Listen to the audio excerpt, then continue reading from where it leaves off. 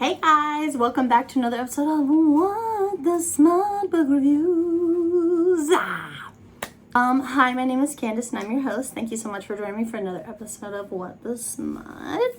In today's video, in honor of the book that I'm reviewing and because I just finally got one, I'm wearing my Gena Showalter's Allegiance t-shirt.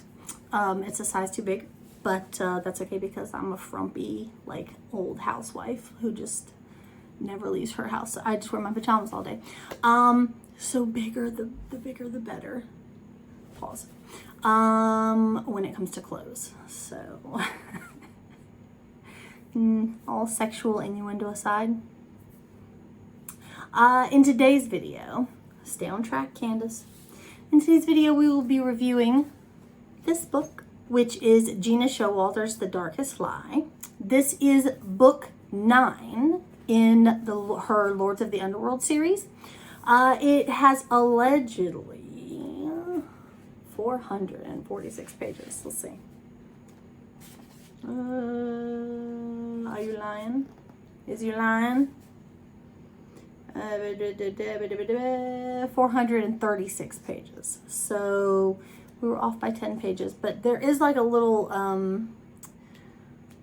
snippet at the end with like a couple extra pages that gives you like definitions for stuff that's in the books.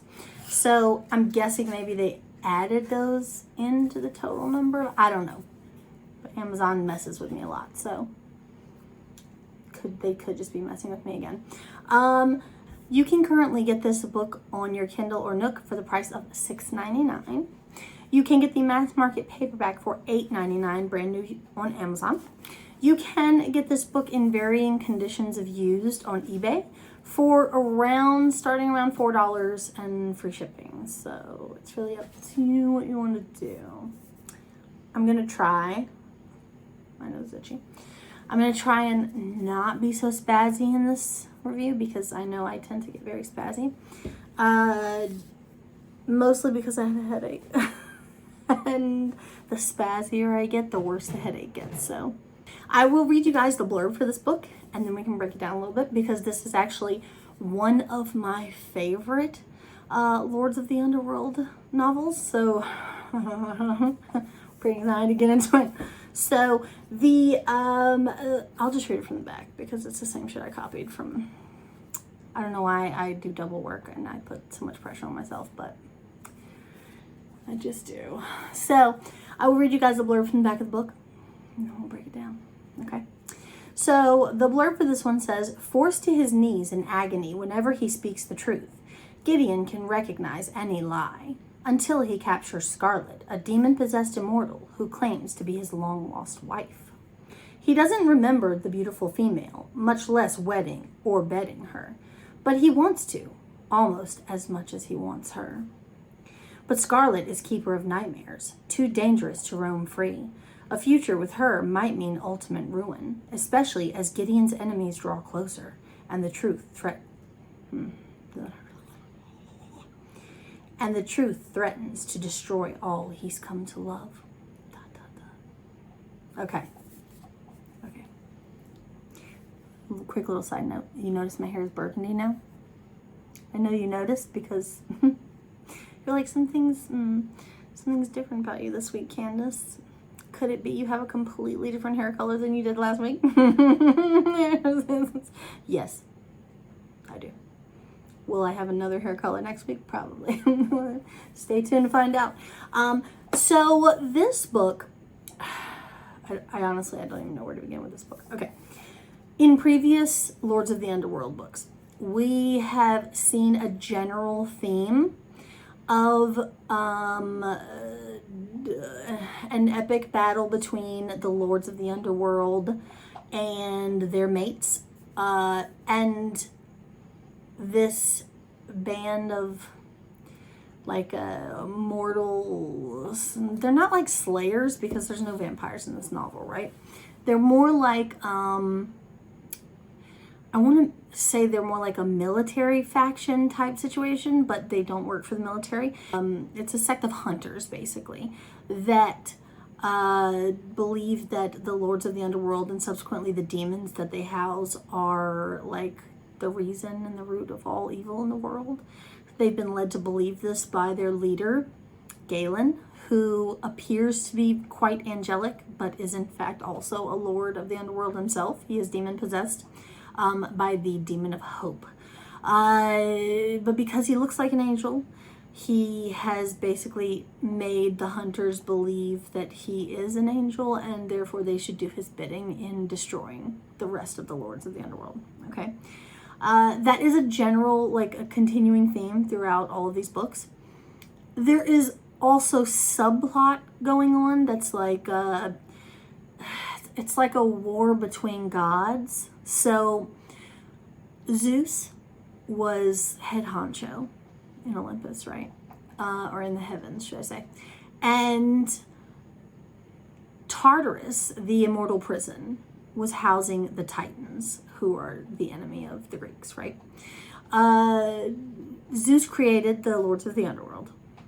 They opened Pandora's box, big no-no.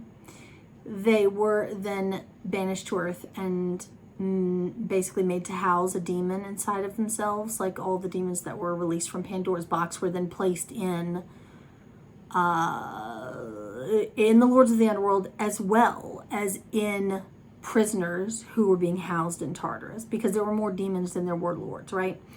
So some of the prisoners, aka the Titans in Tartarus at that time, were cursed to house a demon within themselves as well. That includes, in the audio version they pronounce her name Rhea, but as I read it, I pronounced it Rhea, even though I don't know if that's accurate or not.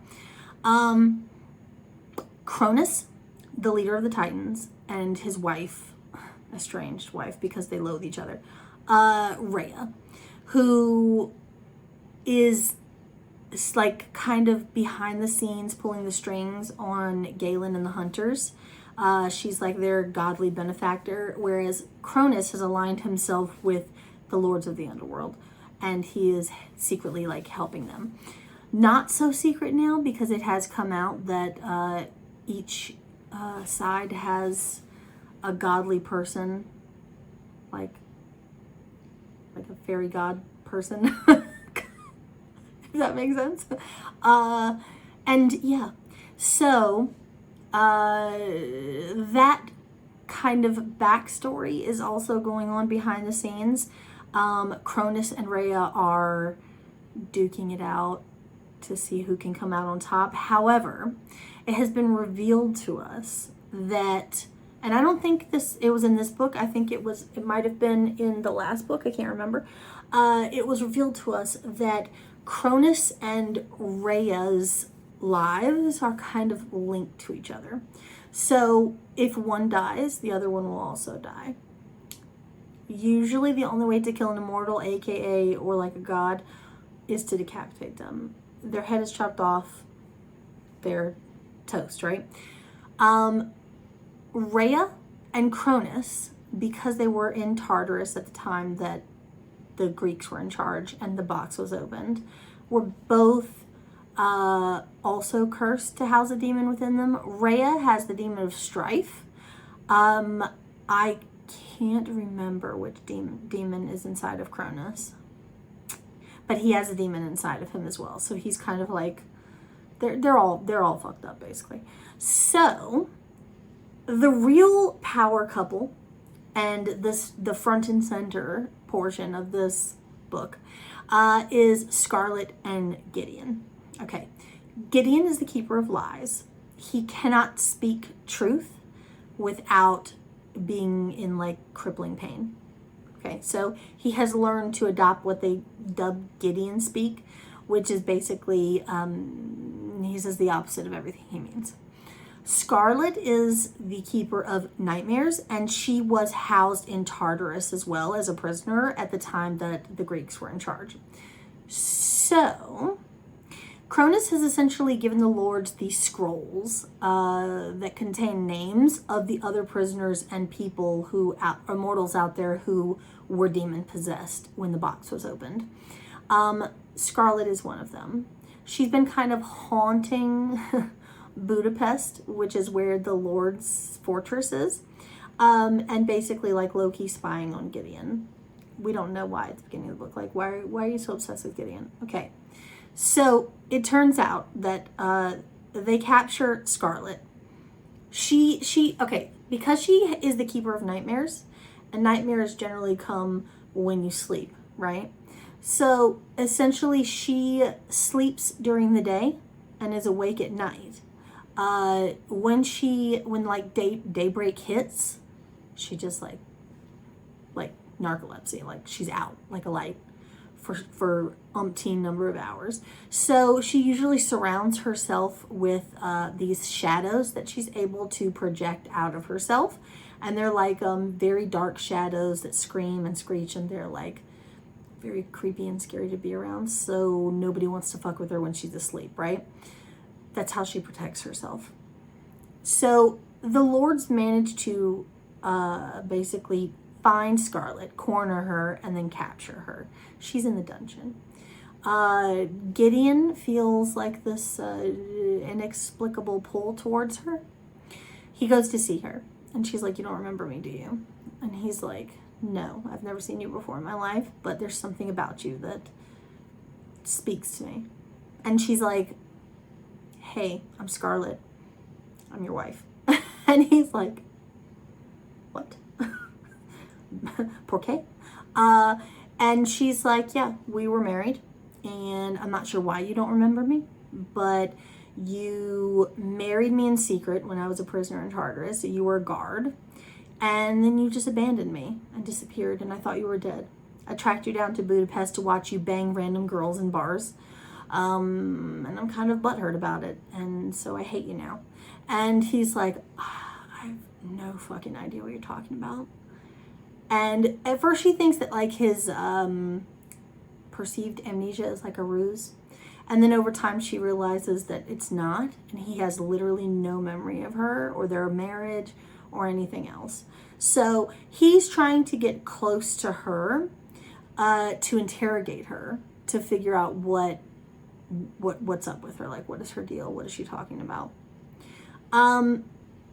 They find out later that Scarlett is the daughter of Rhea, Cronus' wife, and a mortal human man whom Rhea had an affair with. So Cronus hates her. Rhea, in the beginning, thought that she was going to end up with that human man, like she was legit kind of in love with him, and then he like turned out to have a whole nother family, and he spurned her towards the end. And so when Scarlett was born in Tartarus, she was born in the prison and then raised in the prison. She never saw anything until the Titans overthrew the Greeks and escaped. She's essentially, Rhea kind of, sort of, maybe loved her when she was an infant. And then the older she got, the prettier she got, and the more threatened Rhea felt. And so she essentially started trying to kill her. One of the, I can't remember if it was a guard or another prisoner. I want to say it was another prisoner. Took pity on Scarlett and basically cursed both Rhea and Cronus that every time they attempted to kill her or made an attempt on her life, they would age a little bit. Over the years, they both attempted it multiple times, and they both grew very old. When they finally caught on what was happening, they stopped trying to kill her. But the damage was done in terms of like their aging, and they were just like, they look like grandma and grandpa, right? During all of this time, Scarlett thinks that she's caught Gideon's eye, and that Gideon moved her to a cell of her own where they began like a secret affair. And then Scarlett became pregnant, had a baby, who was then taken away from her by Zeus. And later on, she watched Zeus kill their son, who was now like a teenager and had no recollection of who she was. So in her mind, Gideon is the enemy for abandoning her. Zeus is the enemy for basically tormenting her and making her watch her own son's death. She hates, obviously, Rhea and Cronus for obvious reasons. Because Rhea could not literally kill her, because it would subsequently kill Rhea and Cronus, since they're tied together now. She got her sister, Mnemosyne, who is like the goddess of memory, to fuck with Scarlett's head. So the more time that her and Gideon spend with each other, the more it's revealed that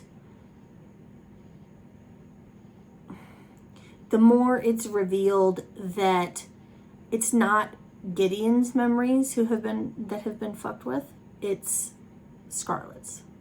And that all of that was planted in her head by Mnemosyne on behalf of Rhea to basically make Scarlett absolutely miserable. It turns out they did not have a son. They were never married. So subsequently, Gideon did not abandon her. When she comes to this realization, obviously she's furious with everyone involved. She wants to kill Mnemosyne. She wants to kill Rhea. She wants to kill Cronus. She wants to kill everybody, right? She's heartbroken because the baby that she thought she had, that she loved, and that she grieved for, was a figment of a fake imagination, like a false memory. Gideon, she tells Gideon about their son, Steel. His name was Steel. Gideon also grieves as a parent to a certain extent, even though he didn't ever know or meet the boy, because the boy was not real, obviously.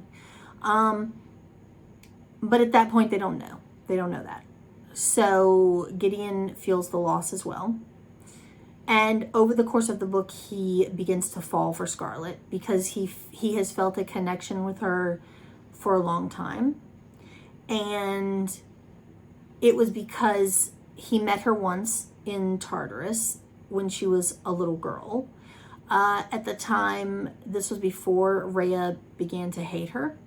And she was shaving Scarlett's hair off to make her appear as if she was a boy. So she would not be like accosted by male prisoners. Gideon met her and thought she was a little boy, but was kind to her. And so that, I think that was the beginning of her infatuation with Gideon. So over the course of the book, he's felt this inexplicable pull towards her, even to the extent that he had her eyes tattooed on his body, as well as several other of her features. And Scarlett has tattoos that he subsequently also got tattooed, like from a dream, and he had a dream about this girl with these tattoos, and so he got the tattoos himself because he felt like a very strong pull towards this girl, right? Scarlett was, at that time, she was infiltrating his nightmares, or his dreams, and giving him nightmares. So he remembers her from his dreams, and he feels that connection to her. So he has several different tattoos that represent her. So he ends up falling for her over the course of the book. There is also still the running theme in the background that the lords and the hunters are both still trying to find the 4 artifacts that they believe will lead to Pandora's box, the location of Pandora's box, because it's been lost. And so they have, currently in their possession, the lords have the Cage of Compulsion, the All-Seeing Eye, which is Danica, Reyes's mate. And now they have the Cloak of Invisibility, which they took off of Galen in the last book. Was it the last book or the book before? Another one of the lords, Strider, has taken the cloak basically in an attempt to use it to spy on these creepy creatures that are in a temple, that they're basically enslaved there by Cronus and they can't leave. And it's called the Temple of the Unspoken Ones. And he's basically taken the cloak to hide himself so he can spy on them, to get information about where the last artifact is, which is called the paring rod. He believes they have the paring rod. They're not going to give it up to him for free, though. So he goes there in an attempt to spy. He's attacked by hunters. He ends up winning the fight, but he kidnaps or abducts or takes prisoner of, or however you want to phrase that, of a female hunter who looks very familiar to him. And it turns out to be the hunter that murdered or killed or beheaded, whatever, his best friend, Baden. Also, in the audiobooks, they pronounce his name as Baden, and I just can't. I'm sorry, Gena, I just can't. So everybody believes that Baden is dead. Another one of the warriors, Aaron, was also decapitated by angels, but he was gifted his life back, and he came back with the knowledge of knowing that there's kind of like a purgatory where demon-possessed immortals go when they're killed.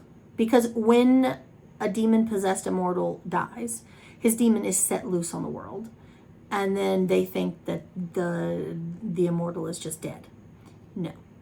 They go to this kind of sub-level of heaven where it's like you're just there. There's nothing really going on. But when that happens to Aaron and his head is taken by Lysander, he goes to that purgatory place and he finds Baden there. And Baden's when they come to realize that Aaron is going to get to go home, he's going to be basically brought back to life without his demon, which was Wrath. They now know that there is possibly a way that they can get Baden back. Haiti is the hunter who beheaded Baden. She's universally hated, especially by Strider, who has now kidnapped her and is slowly dragging her back to Budapest. She's making him miserable the entire way. There's something going on with Haiti where she's a hunter. She's also not mortal. She's got something else going on with her. At several points throughout The Darkest Lie, when it flips over to those scenes with Strider, essentially he describes Haiti as having a funky type of temperature thing going on. She's cold to the touch. And if she's getting overheated, she starts to sweat crystals. And so there's something up with her. She's not a normal hunter.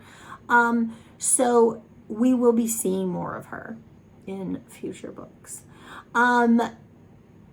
During this plot also, while Gideon and Scarlett are going through their own shit, a few of the other lords, including Aaron, William, who is not a lord of the Underworld, but he is immortal, and he's also some type of other, because he's very strong. He's a very strong baddie. He's kind of like a uninvited, unwanted house guest in the Lord's fortress. He's just there running amok and causing problems. He's like a Casanova Lothario type individual, very full of himself, very cocky and conceited, because he knows he's very good looking. Him, Aaron, and Ammon, who is the keeper of secrets. He does not speak at all. He can use his demon to absorb other people's secrets to use against them or to garner information. So that's his value as a lord of the Underworld. They have gone to hell to try and get Legion back from Lucifer.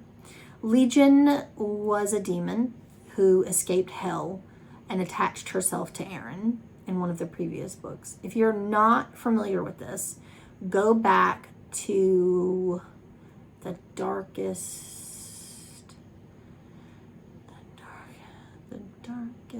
is it the Darkest Passion? I can't remember, but it's a few videos back. And basically she made a deal with Lucifer in a desperate bid to win Aaron away from his angel whom he was falling in love with in his book. She made a deal with Lucifer that she wanted to be beautiful, changed from a scaly, green, gross, like, creature to a beautiful, buxom, very buxom, blonde bombshell.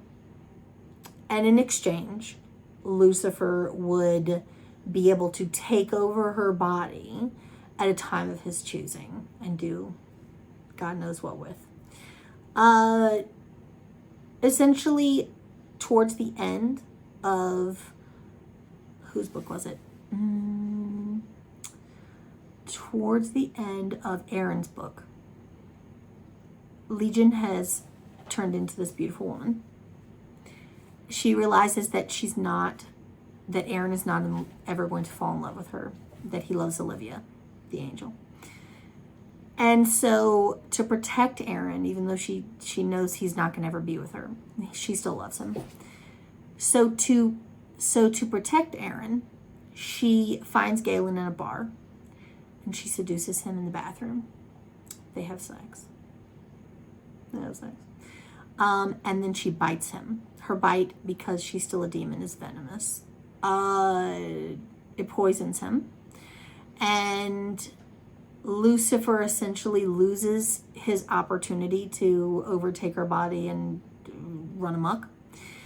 So she gets dragged back to hell, where she's now Lucifer's plaything. And there's like all manner of unspeakable things being done to her. So Aaron, William, and Ammon have gone to hell to try and retrieve Legion from Lucifer. They're in a bloody battle. Ammon absorbs the memories, aka secrets, of a demon High Lord, which is more than his mind can handle, and he goes fully demonic. It's not just where he's an immortal who is possessed by a demon. He is fully demon. So the angels come down in like the fourth quarter. Angels come down with the aid of Olivia, who help them defeat. They don't kill Lucifer, like he gets away, obviously, because he's going to be a more major player in the coming books. But they do battle off Lucifer's minions and save William, Ammon, and Aaron, who are on their last leg, like they're kaput. They've done everything they can do. So they basically, Lysander basically says, listen, there's no redeeming Ammon. He's gone. You need to kill him. Put him out of his misery. The Lord's like, no fucking way. We're not doing that. So they take him back to Budapest, and we don't know what's going to happen with Ammon. I mean, I know what's going to happen because I've read these books before. But if you're new to the series, you don't know what's going to happen to Ammon. And so, yeah. Getting back to the main theme of Scarlett and Gideon. Because over the course of the book and uncovering all of the lies and everything that has happened, all of the fuckery that has been done to Scarlett's memory, Scarlett feels very guilty that she treated Gideon as bad as she did in the beginning. Because obviously none of this was his fault. He has no recollection of anything that happened because it never actually happened. But now she's fallen for, like, she's been in love with him for a long time. Even in her false memory, she was in love with him. Now in her real get to know you time. She's fallen in love with him. Gideon has also fallen in love with her. And essentially Gideon tells her, regardless of what's happened in the past, I want to marry you for real. I want to have babies with you. I've fallen in love with you. There is a thing that happens towards the end of the book where they find out that part of the connection that they have been feeling is actually coming from their demons. Gideon's demon is a female demon, which he did not know. Scarlett's demon is male, and which she always assumed was a male, but it is what it is. Like, I think they all assumed that all of the demons were male demons. But it turns out that their demons were lovers, either while they were stored in the box or when they were in hell together. So that's also part of it. And at one point, Gideon's demon Lies gets so enraged within him that it bursts out of him, and for a very short period of time he's able to speak the truth. He doesn't die, and the demon does what it needs to do, like it attacks someone or enters another person's body to wreak havoc and then jumps back into Gideon. So apparently that's a thing that can be done. They're not sure how it can be done, but it is something that Gideon's demon and Scarlett's demon can do, which allows them to be together, just the two of them without the demons, which is good because it allows Gideon to tell her in real speak that he loves her and that he thinks she's beautiful and all these other really romantic and cute things. And yeah, that's pretty much the gist of everything that's going on in the book. I don't remember whose book is next. It's possible that Amon's book is next, because Amon and, spoiler alert, Amon and Haiti end up having something going on. Or maybe Paris's book is next. I can't remember. We'll get to it when we get to it. But for the rating for the book, I gave it a 9.5. I really loved this book. I loved it the first time that I did my Lords of the Underworld read. I loved it equally as much this time. It's probably one of my standout favorites of the series. And in addition to The Darkest Promise, which I've talked about before, Cameo and Lazarus are my power couple. I was so in love with Lazarus, it was ridiculous. But yeah, I mean, that's pretty much everything that's going on. So I rated it a 9.5. I would definitely recommend that you guys pick up this book. I would definitely recommend, if you have not read anything in this series so far, begin at the beginning, which is The Darkest Night is the first one. There is a little prequel novella, but it doesn't really tie into, it doesn't lend anything to the main story that's going on throughout all of these books. It's kind of like a separate little entity on its own, and I think that one's The Darkest Fire. So if you want to read that one, you definitely can. It's basically like the origins of how the box came into creation, Pandora's box, so it doesn't really tie into current happenings. But if you want, you can read that one first. If not, move directly into The Darkest Night, which is Maddox Nashland's story, and it kicks off the series for real. And yeah, so that's it. I really thank you guys so much for watching another episode. If you like me and you like this channel, please consider subscribing. I would really appreciate it. If you would like, you can follow me on social media. I am always on Instagram. I also have a members only Facebook group and a Twitter account devoted to this channel. I will link them all down below in the description box, and I'll put a little banner here on the screen for you to see. And yeah, I think that's it. I really thank you guys so much for watching and sticking with me for another video. I think I came in under 45 minutes this time, which is unheard of. But yeah, I will see you guys in my next video. I love you so much. Bye.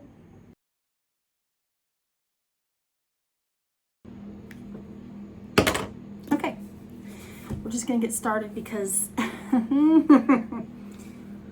Freckles is already starting, and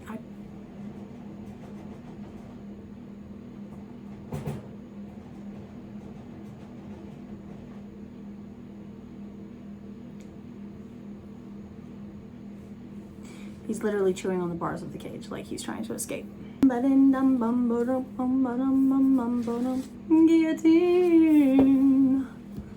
even when I lose my head. Okay. Hey, y'all. Okay.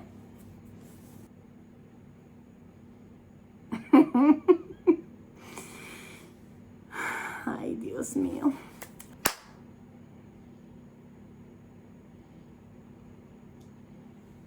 I'm going to strangle him with my bare hands.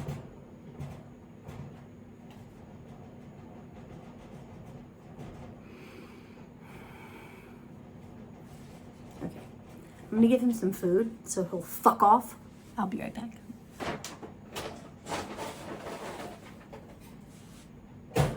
Here, please, have some fucking food and leave me alone. 12 hours later. Okay, here we go. I swear to God, 6 minutes in, we will at some point get to what the book is actually about. 25 minutes from now. Okay, he doesn't remember the beautiful female, much less wilding.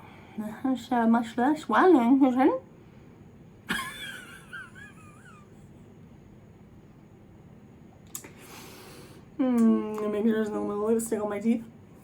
Okay.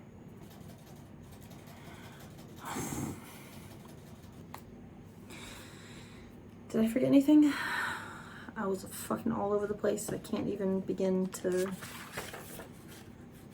Forgot to mention that Strider loses the Cloak of Invisibility. He ends up giving it up to the unspoken ones, but we'll hear more about that when Strider's book comes up. So satisfying.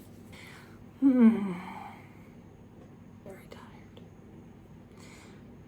I'm bleeding eyeliner, as usual. I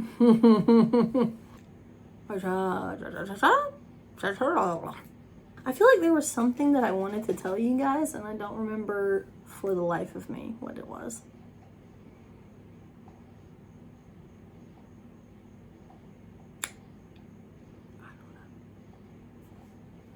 I don't remember. I love you guys so much. Fat arms. I love you guys so much. I'll see you when I see you. And now I have to hit the button with my finger because guess what? You know it. My remote is dead. So. Boop, boop, boop, boop, boop, boop, boop, boop, boop.